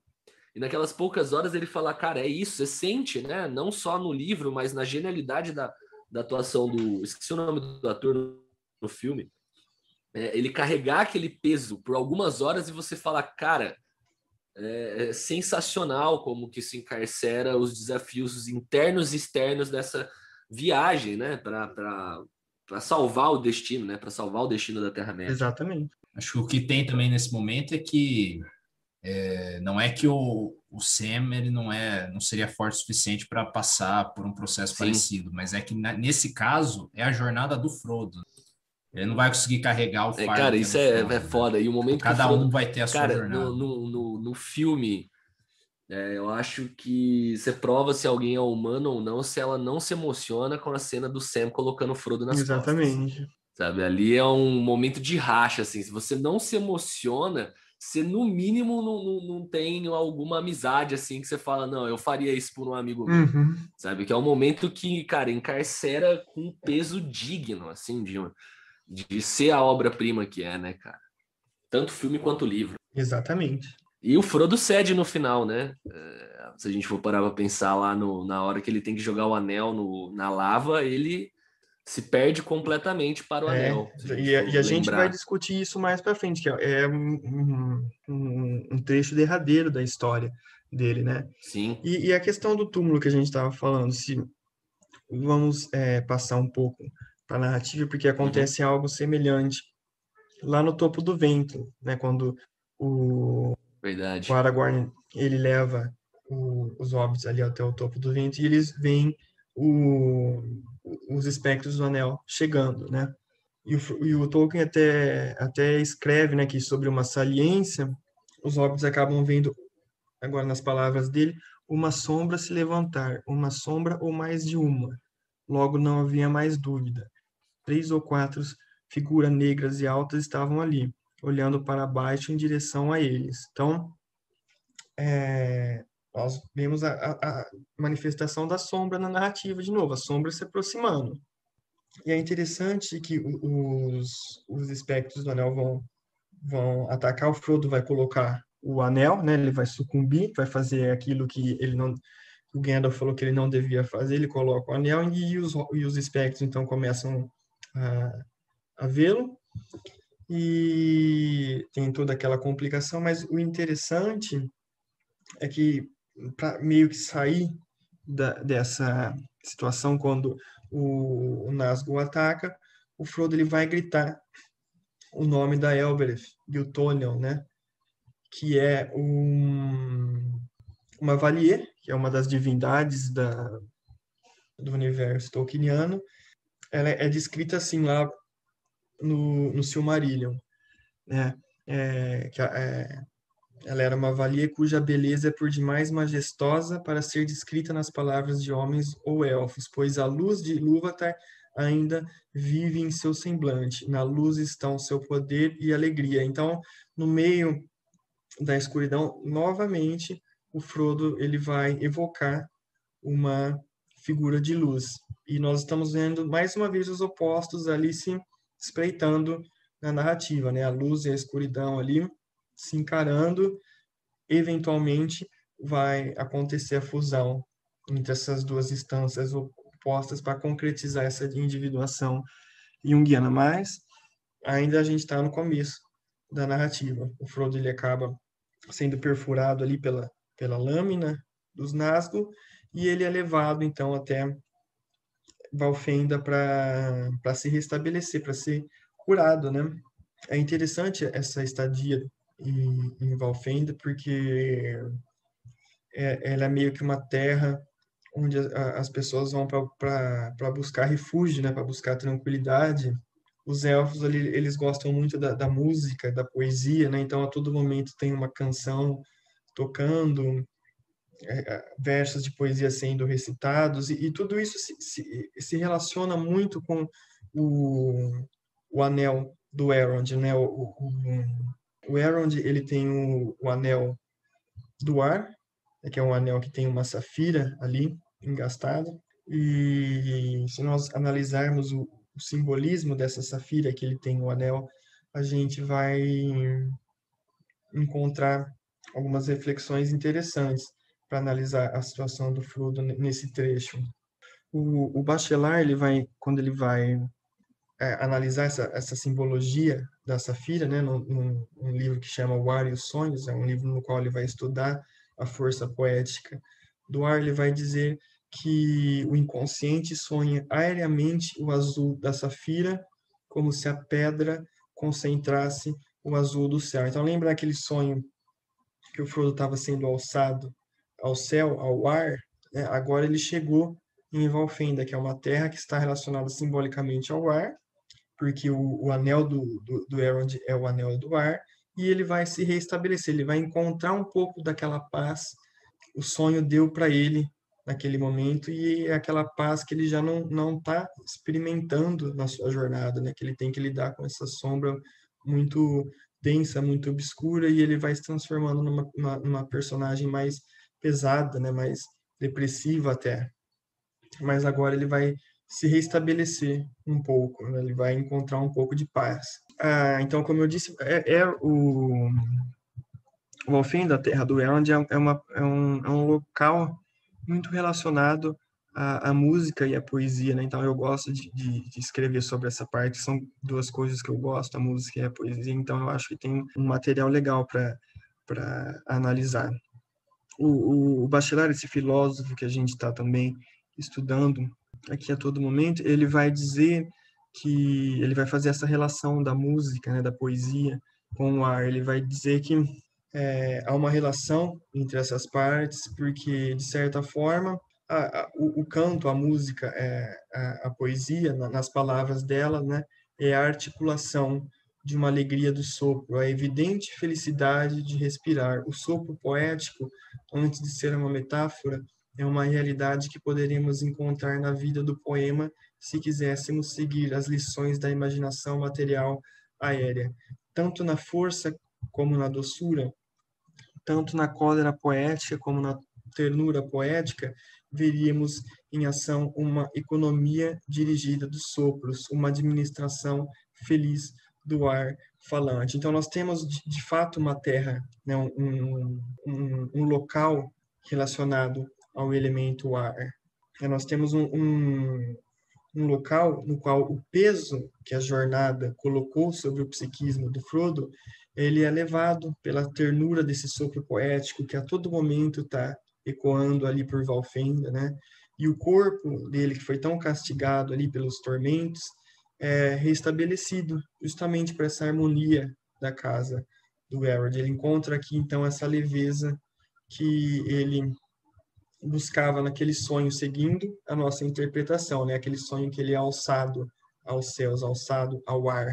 Então, aqui ele experimenta essa cura relacionada ao ar, ao simbolismo aéreo. Só que também, imediatamente isso, após essa estadia do Frodo em Valfenda, ele parte, né? E ele tem que entrar em Moria, que é um local opressivo, né? Vai entrar de novo no seio da Terra e ele vai ter que enfrentar todos os perigos que tem lá dentro. Então, assim como Dante, né, na Divina Comédia, ele faz esse movimento para dentro da Terra. E igual Dante, assim, também, ele vai encontrar tipo feras ameaçadoras no caminho, ele vai transpor um rio, né, cuja correnteza flui entre as pedras do leito manchadas de vermelho, assim como o rio escarlate e sanguinolento do sétimo círculo do inferno, da Divina Comédia, e ele também atravessa um portal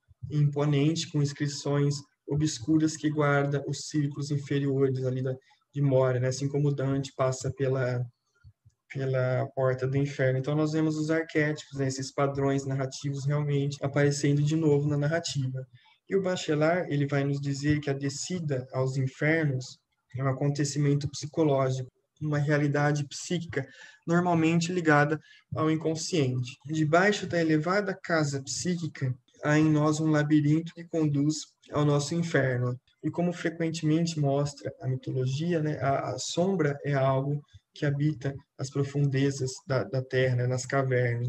Na mitologia grega, por exemplo, Dionísio ele precisou descer aos infernos, né, ele quis descer aos infernos para procurar a sombra de sua mãe, a Semele, ele devolver a vida. Então, é essa relação entre o subsolo, o inferno, a caverna, com a sombra. E é justamente, então, em Moria, que o Frodo ele vai começar a perceber algo que nos remete à sua obscuridade pessoal, à sua sombra pessoal, que é justamente o Gollum.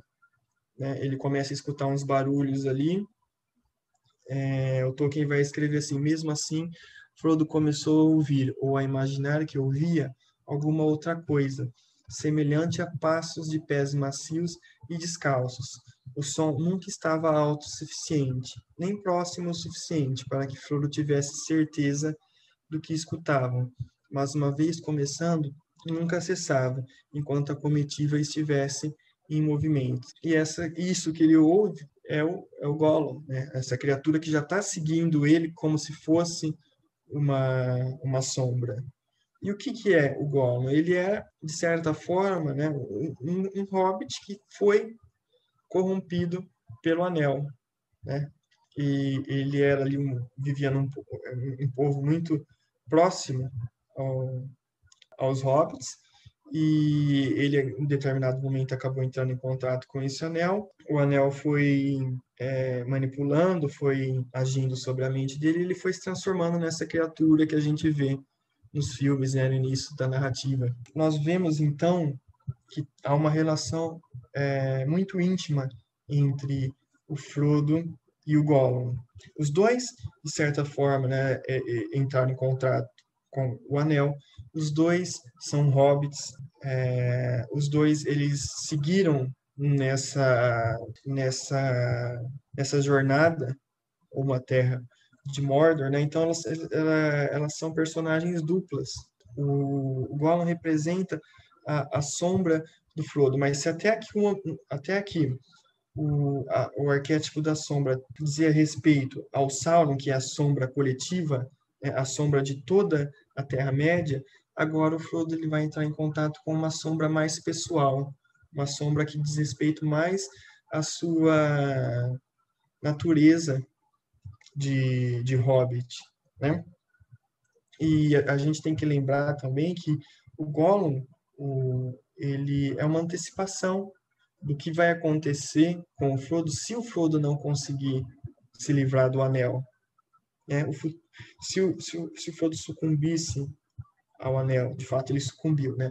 Mas se o anel não tivesse sido destruído, se ele tivesse tomado o anel para si, ele ia se transformar no Gollum. Então são personagens duplas, né? São personagens muito semelhantes, e o Gollum, então, ele representa mais essa sombra pessoal, é a manifestação desse inconsciente pessoal do Frodo, enquanto o Sauron ele vai representar o inconsciente coletivo, né? A sombra do inconsciente coletivo, a obscuridade de toda a Terra-média. E, de certa forma, isso é interessante porque é a história de qualquer indivíduo, né? Nós, ao longo da nossa existência, nós precisamos tanto lidar com a nossa sombra, quanto com a sombra da sociedade, a sombra ali da coletividade. Então, isso que eu acho muito interessante no Senhor dos Anéis. E a sabedoria do Gandalf, né? Nesse momento aí tem uma das frases mais fortes que ele emana conversando com o Frodo, né? E é uma sequência de frases, não é só uma, né? De conselhos, que é quando o Frodo fala, né? O Frodo critica a criatura Gollum quando é relembrado, e o Gandalf fala, não, mas nunca se sabe, né?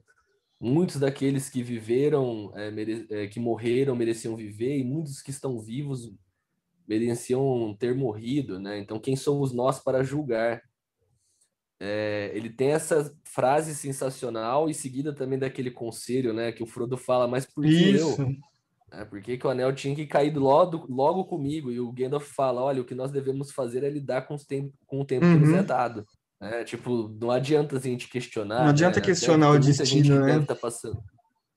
Cara, se a gente for colocar a questão pandêmica, os É, tempos obscuros aí da atualidade, para os ouvintes, que vai que daqui um ano as pessoas que estiverem ouvindo, né, os nossos primeiros episódios já tiverem passado pelos problemas que passamos, né, a gente chega numa hora que você fala, cara, ou a gente lida com isso ou você uhum, surta, ou você nega a realidade, né, você vai lá e cria todo o negacionismo dessa realidade e retorce ela. exatamente. Cara, esses momentos do Gandalf são momentos lindos porque mostram, né, a sabedoria dele das questões maiores, né, que o Frodo não tem acesso. E nós temos aqui aquele jogo de personagens, né? Assim como eu disse ali, o Dr. Jekyll e o Mr. Hyde, o, o Dorian Gray, o Retrato, ou em Dostoiévski, por exemplo, o Ivan Karamazov e o Diabo, ali nos Irmãos Karamazov. Nossa, essa cena dos irmãos Karamazov é Sim, linda. Essa cena é linda. então nós temos essa relação de personagens duplas, né? De uma personagem que é a sombra da outra. E tem até um trecho da obra do Freud, um texto que ele vai debruçar sobre a estética. Essa relação entre o Frodo e o Gollum, a gente pode até encontrar um paralelo num texto do Freud que chama O Estranho.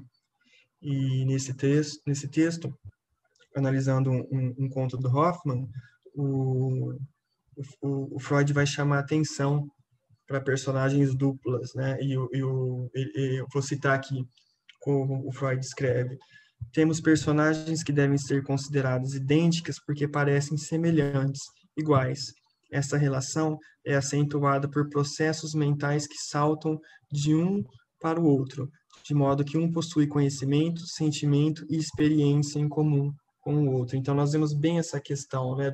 Os dois entraram em contato com o anel, os dois eram hobbits, os dois precisaram lidar com essa questão da sombra. Então, a relação entre o Gollum e o Frodo é algo muito importante e complexo na narrativa do Senhor dos Anéis. E a gente vai tentar entender um pouco melhor, porque a individuação está justamente no modo em que esse conflito entre os dois vai se resolver. Então, depois de Moria, eles entram em Lórien, né? Aí Sim. eles vão entrar em contato agora com a Galadriel, que é a portadora do Anel da Água. Então, eles vão ser introduzidos nesse local que o simbolismo da água é muito forte, né? E a água, como o Bachelard vai falar, ela tem essa característica de mostrar o reflexo, né? De mostrar o duplo. E, de certa forma, ele vai ser novamente colocado frente à sua sombra, mas agora ao Sauron, né? A sombra coletiva. E isso acontece naquela parte em que ele vai olhar o espelho. Ela leva ele ali numa parte de Lórien, no qual ela despeja a água ali naquela bacia dela, e ele vai olhar para dentro daquele espelho, do espelho do Galadriel, e o Tolkien escreve assim: mas de repente o espelho ficou totalmente escuro, como se um buraco se abrisse no mundo da visão, e Frodo olhasse no vazio. No abismo negro apareceu um único olho, que cresceu lentamente, até cobrir quase toda a extensão do espelho. Tão terrível era aquela visão que Frodo ficou colado ao solo, sem poder gritar ou desviar o olhar. O olho estava emoldurado por fogo, mas era ele mesmo que reluzia, amarelo como a de um gato, vigilante e atento. E a fenda negra de sua pupila era um abismo, uma janela que se abria para o nada. Então ele olha para o espelho e ele vê quem? Sauron, né, o antagonista da narrativa do Tolkien, o principal arqui-inimigo ali dos povos livres. E como eu disse, né, o Bachelard vai dizer que a água, por seus reflexos, duplica o mundo, duplica as coisas, e que uma das características do elemento aquático é justamente revelar o duplo daquele que se aproxima de sua superfície espelhada aos moldes do mito de Narciso. E o Jung, num trecho em que ele vai falar justamente sobre o espelho das águas, né, ele vai dizer que aquele que olha o espelho da água vê, em primeiro lugar, sua própria imagem. Quem caminha em direção a si mesmo corre o risco do encontro consigo mesmo. O espelho não lisonjeia, mostrando fielmente o que quer que nele se olhe. Então, o Frodo, ele olha no espelho e ele vê o Sauron. E nós temos, então, um desdobramento da sombra na narrativa. A gente começa a pensar num processo metonímico que vai permear toda a narrativa. Originalmente, de fato, a sombra do Frodo, ela se relaciona muito mais com o Gollum.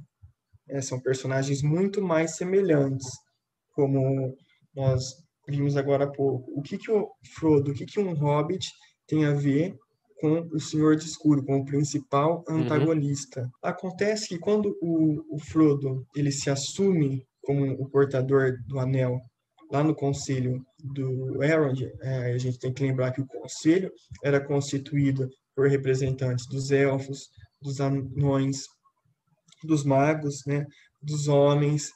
Então, ele vai se transformar numa espécie de escolhido dos seres livres, né, de um campeão dos povos da Terra-média, um campeão que ele vai decidir o futuro do Anel. Então, uma sombra mais densa e antiga, que remete à história de todos esses povos, ela é também acoplada ao destino do Hobbit. E o Sauron, ele também vai se tornar seu duplo, ele também vai se tornar sua sombra, assim como o Gollum. Então, esse processo metonímico que vai acontecendo na narrativa vai mostrar que o Frodo, ele é uma personagem que vai ter que lidar com duas sombras, a sombra coletiva e a sombra individual.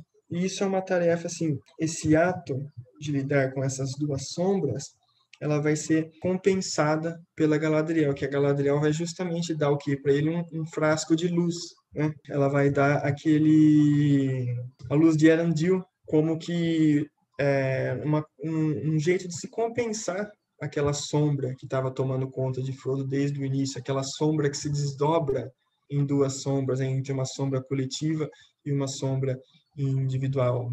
Então, se essa sombra de Frodo ela se torna mais densa ao longo da narrativa, quando ele encontra o Anel, a Galadriel, né, agora ela vai criar e ela vai presentear o Frodo com um objeto que vai, de certa forma, amplificar a luminosidade interior do Hobbit, aquela luminosidade que ele manifestou lá atrás no túmulo, aquela luz que ele emitiu, agora ela vai dar um jeito de se amplificar aquela luz. E ele vai usar essa luz justamente em Mordor, né?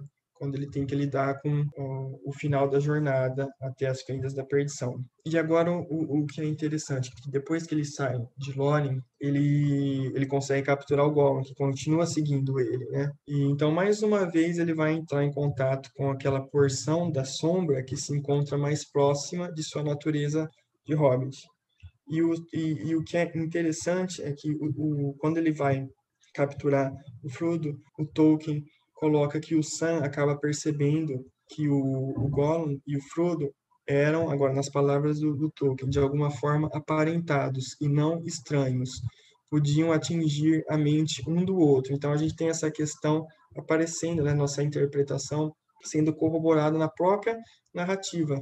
Aquelas palavras que eu citei do Freud são basicamente essas que o Tolkien coloca, né? Que os dois eram aparentados, um podia atingir a mente um do outro. Sim, acho certo? que a partir é o que até justifica, né? O Frodo ter a afeição que gera pelo Gollum, né? Tem muita gente que se questiona e fica naquele lado do Sam, né? Ah, mas por que manter essa criatura? E aí tem a justificativa da viagem, né? Ah, ele é o nosso guia, se não fosse o Gollum a gente não tinha chegado onde chegou. E realmente, né, no resultado prático da jornada, ele tem toda essa influência, só que tem a afeição do Frodo, né, de tentar salvar o Gollum para salvar a si mesmo. Durante muito tempo, né, ele tem isso o tempo todo, né, salvar o Gollum para salvar a si. É quase uma viagem de um reflexo dele. Quer dizer, é um reflexo dele, né, como a gente já falou anteriormente. Então ele busca uma redenção do próprio, de si próprio, com aquela afeição, né? Exatamente. E essa relação entre os dois, ela vai encontrar seu clímax justamente no momento derradeiro da narrativa, lá nas Fendas da Perdição, já quando o Frodo está ali para jogar o anel. Então ele chega ali na montanha, e essa escalada na montanha ela vai remeter àquele primeiro sonho que a gente discutiu, né, que ele estava escalando ali também, a outra montanha. E se nós analisamos esse sonho, né, da escalada como um convite à individuação junguiana, então agora é o momento que ele precisa superar a última barreira que vai separar da conclusão da sua missão. E nesse momento o Gollum aparece, né, tentar impedir. E os dois vão ali ter um conflito, o Frodo e o Gollum. E olha o que interessante, um trecho que eu trago, que eu cito no meu trabalho, que eu acho que é fundamental. O Tolkien vai escrever assim: de repente, Sam viu aqueles dois rivais de uma outra maneira, uma figura humilhada, que mal passava da sombra de um ser vivo. Então aqui a gente tem o Gollum sendo chamado de sombra na própria narrativa. Uma criatura agora completamente arruinada e derrotada, e mesmo assim cheia de ira e de um desejo hediondo. E diante dela erguia-se austero um vulto vestido de branco, mas que segurava em seu peito uma roda de fogo. Então a gente tem uma situação meio yin yang aqui, né? O Gollum sendo descrito como uma sombra, o Frodo sendo descrito como um vulto branco, e no meio deles o quê? Um anel, ou seja, um símbolo de aliança. Esses dois opostos vão se unir agora. E acontece isso justamente no momento que o anel cai nas Fendas da Perdição e é destruído. Então Tolkien escreve assim: Gollum, na beira do abismo, lutava como um ser ensandecido contra um inimigo invisível, porque o Frodo tinha colocado o anel. De repente, Sam viu as longas mãos de Gollum se erguerem até a boca. Suas presas brancas brilharam e se fecharam numa mordida. Frodo deu um grito, e lá estava ele, caído de joelhos, na beira do abismo. Mas Gollum, dançando como um louco, erguia o anel. E assim, no momento em que erguia os olhos para se regozijar com sua presa, deu um passo grande demais. Tropeçou, vacilou por um momento na beirada, então com um grito agudo caiu. Das profundezas chegou o seu último gemido, precioso. Então ele se foi. E quando então o Gollum vai abocanhar o Frodo, vai morder o dedo do Frodo, nós temos aparecendo na narrativa um arquétipo que o Jung vai caracterizar muito, principalmente nos textos que ele vai tratar do simbolismo da alquimia. É o arquétipo do uróboro, né? A criatura que morde e assimila a própria cauda, o próprio oposto. É aquele símbolo da cobra mordendo o próprio rabo, né? E o Jung ele vai falar que o uróboro é um símbolo drástico para a assimilação e a integração de sua sombra.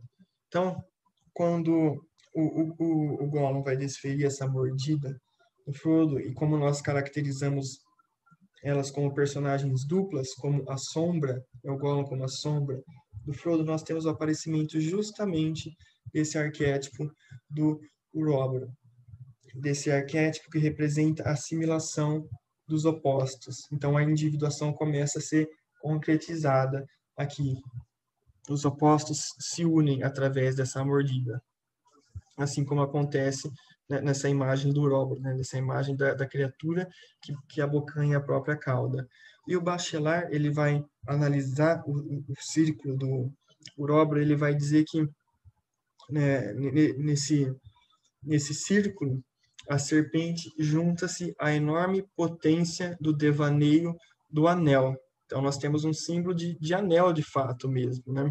E temos então desse modo a conjunção entre os duplos, né? Entre esses opostos em Yang, que nós acabamos de analisar naquela cena, que se unem formando um círculo, um anel, já que o arquétipo de Uróboro ele representa essa serpente que abocanha a própria cauda e que forma um anel, de fato, né? E, obviamente, O Senhor dos Anéis é um romance que trata, obviamente, de um anel. E o anel justamente vai mostrar essa dupla natureza que envolve o Gollum e o Frodo. O Anel, ele vai mostrar que essas duas personagens, o Gollum e o Frodo, eles ultrapassam a dualidade, né? Ele revela o quanto Gollum há em Frodo, que tentou tomar o anel para si, e o quanto de Frodo há em Gollum, que é a personagem que destrói a essência do Sauron no final da trama e proporciona à Terra-média um período de paz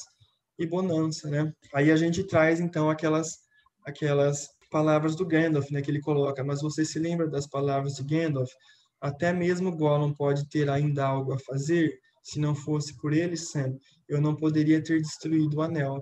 A demanda teria sido em vão, e no fim de tanta amargura. Então vamos perdoá-lo, pois a demanda está terminada e com sucesso, e tudo está acabado. Então nós vemos aqui como o Gollum acaba resolvendo a questão, né, que seria esse papel do herói, esse papel do Frodo, e nós vemos de fato os opostos se dissolvendo na narrativa. E nós vemos então a importância da sombra, como nós começamos a analisar lá no começo, que quando você lida com a sombra, você vê então as suas potencialidades, quando você empresta à sombra um modo para ela se manifestar de modo saudável, ela vai te completar, ela vai te levar para uma existência mais íntegra. E é o que acontece no Senhor dos Anéis, porque deixaram o Gollum se manifestar ali, né, quando o Bilbo não matou, o Gandalf falou que ele poderia ter algo a se fazer. E, no fim, ele fez. Então, deixaram a sombra e ela, de fato, realizou essa, essa, essa síntese entre os opostos, né? Porque ela destruiu o anel, ela encerrou o ciclo da jornada do Frodo pela Terra-média.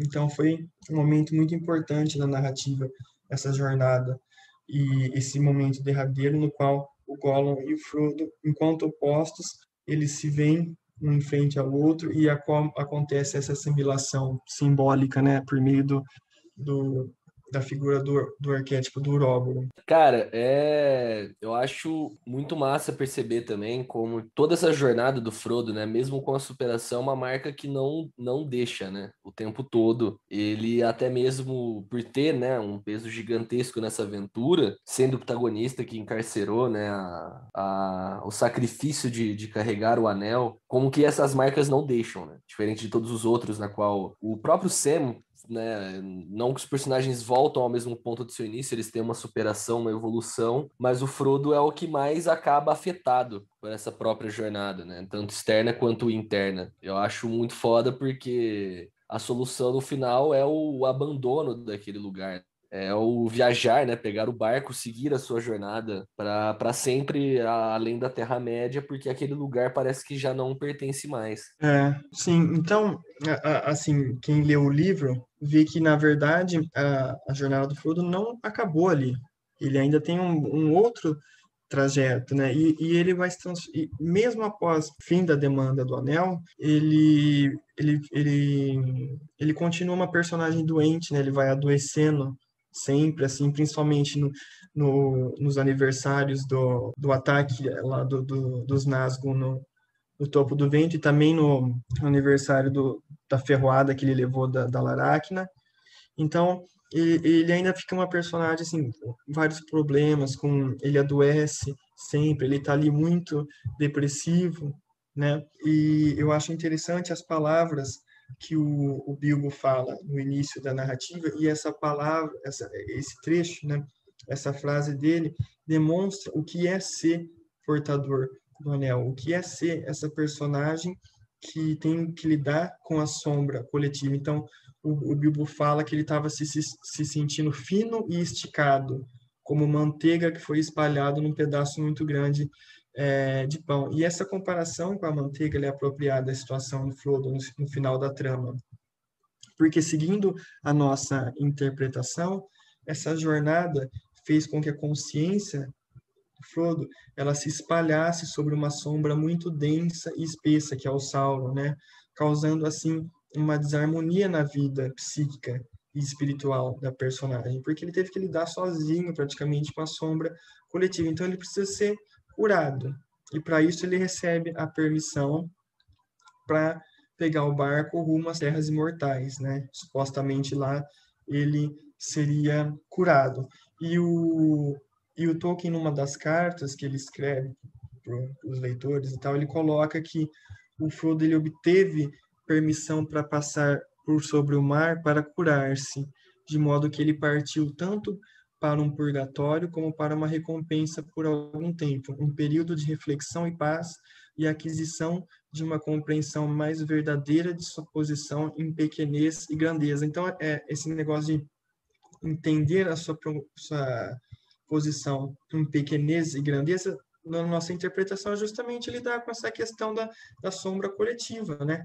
Ele foi esticado ali, ele foi levado a um problema que não era dele, que era ali de todos os povos da Terra-média, né? Então, agora ele vai ter que buscar um equilíbrio, entender novamente, então, essa situação em pequenez e grandeza, né? Eu interpreto isso como justamente chegar a esse equilíbrio, né?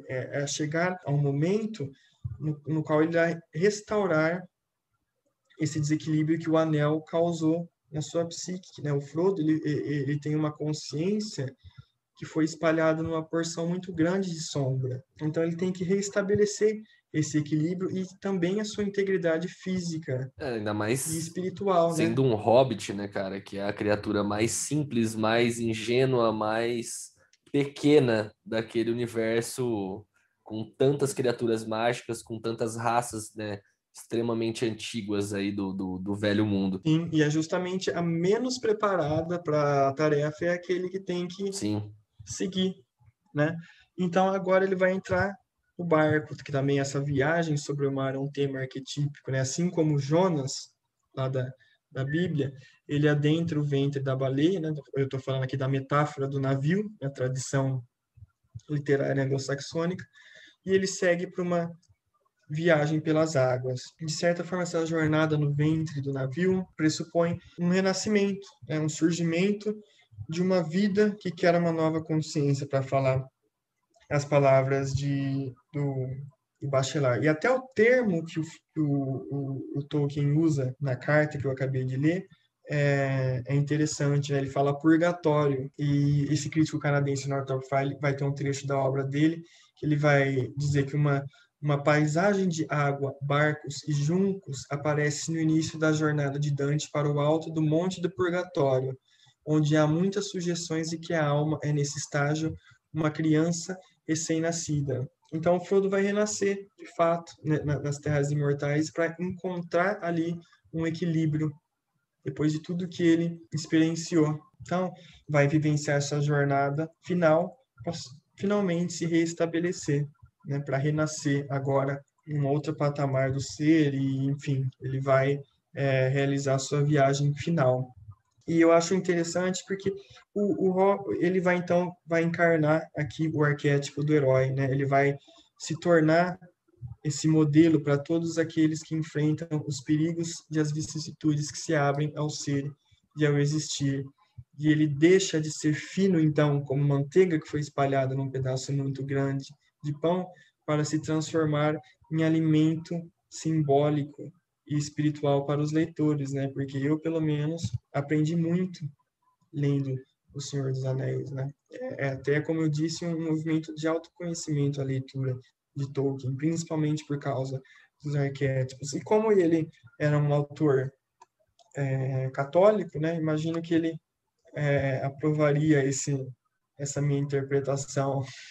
Agora há estruturas para se trabalhar até no meu projeto de pesquisa. Há horizontes aí, você facilitou muita degustação conceitual, cara. Então, se vai aqui mais algumas páginas fantásticas, a gente agradece imensamente, Sérgio, pela sua presença. Tem algum comentário final, alguma última coisa que você queira comentar? Não, eu que eu agradeço o convite. Cara, Muito bom gravar aqui com vocês. perfeito. Então a gente espera seu retorno no futuro. Por favor, todo mundo aí, lembrem-se, né, de seguir a gente na nossa página do Portal Intermulti no Instagram, de seguir não só esse programa, quanto os nossos outros, né? Lembrem-se do Elipse Lúdica, do Shot de Nitrato, que também estão no Spotify. Recomendem para os amigos e fiquem atentos para as novidades que vão surgindo aqui nesse espaço. Então nos vemos em algum momento, em alguma hora, em algum mundo, quando esse espaço for invocado novamente. Um abraço a todos.